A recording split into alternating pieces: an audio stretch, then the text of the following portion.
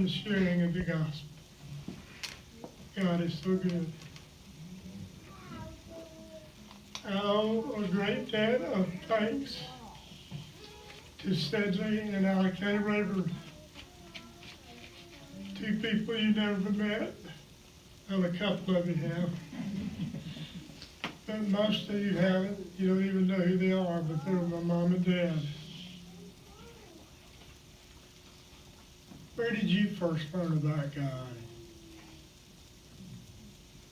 Where did you first learn about God? Because of mom and dad, I can tell you there was never a time in my life that I didn't know about God. Because they took me to church.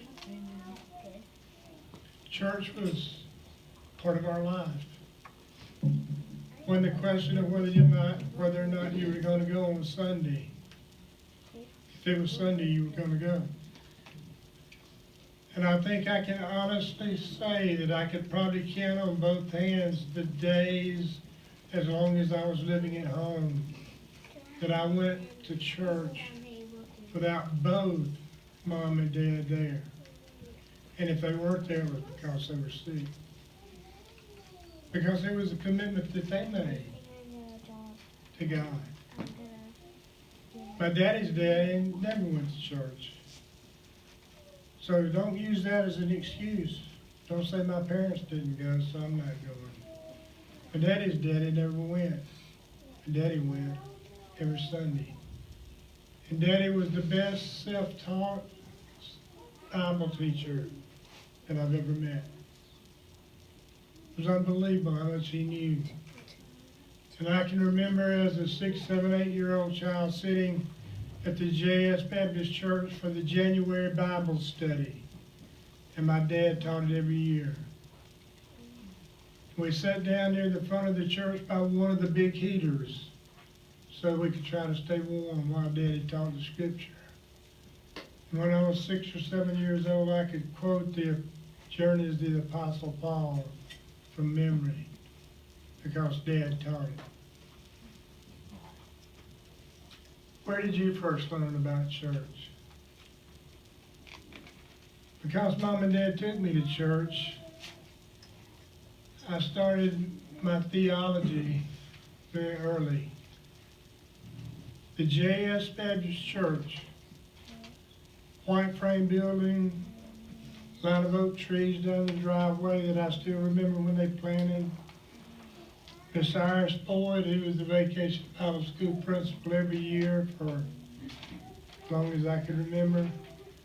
Lester and Mary, I took them to JS last week and I pointed out the monument, the only monument in town to Miss Iris Boyd, because she had such an influence on our community. In the beginner department, you remember there used to be the beginners and the primaries and the juniors and young people? In the beginner department of that little church, I still remember it as if it were yesterday. Somebody, some young farm wife, took some gold glitter and glued it on some construction paper. And over the door it said, God is love. God is love. And I want to tell you that I went to college and I majored in Bible. Went to seminary for 7 years and got the highest degree that Southern Baptist offered, the Doctor of Theology degree. And nothing ever improved my theology more than that one little statement. Started as deep as you could get. God is love. He still is. He still is. He wants to be loved in your heart. He wants to be loved in your church. Nothing ever improved on that beginning. All my life, church has been a part of my life. And I can tell you, I think without stretching it very much, that I could count on my hands and toes the number of Sundays that I missed church unless I was sick. From the day I was born to today. And so church is important to me. It's always been important to me. Not just because I became a preacher, but because I learned about God. In my boyhood days, I hugged every lady at church every Sunday. We very rarely had this many people in our church where I grew up on Sunday. And so I hugged every lady there, just expected that that's what Tim would do. We had RAs, you might not remember that, but if you're got a Baptist background, Royal Ambassadors. As a Royal Ambassador, I'll do my best to become a well-informed, responsible follower of Christ, to have a Christ-like concern for all people, to work with others in sharing Christ, to carry the message of Christ around the world.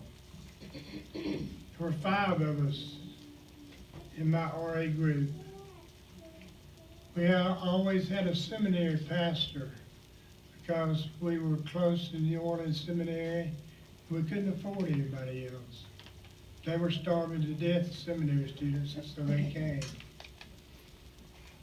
I went to state RA camp every year. When I was a junior in high school, I was selected by the state of Mississippi to go to a mission project in Mexico called Mexico Project 65 over the Christmas holidays. I'll never forget sitting, listening to a missionary speaking, and he looked at all of us. There were 18 boys in the group, and I was the youngest one. All the rest of them got sick with the Aztec curse. I didn't. I had the best time of everybody there, but I still remember that missionary in Mexico saying that one day, God is going to call one of you to missions.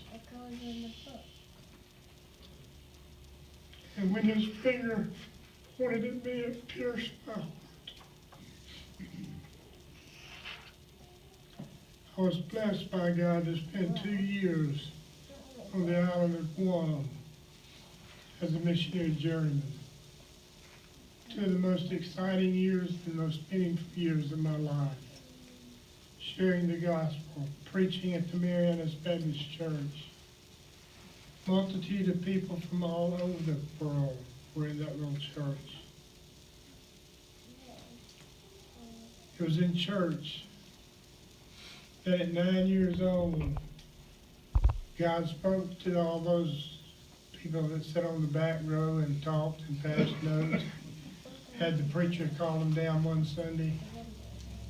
God spoke to one of those 9-year-old boys, and that was me. I didn't know much theology, but I knew God was love. And I knew that I was a sinner. I knew that Jesus died for my sin. I walked down to the front and I took the hand of one of those seminary students, Brother Jimmy Willis, and I just said to him, I want to be saved. That's all I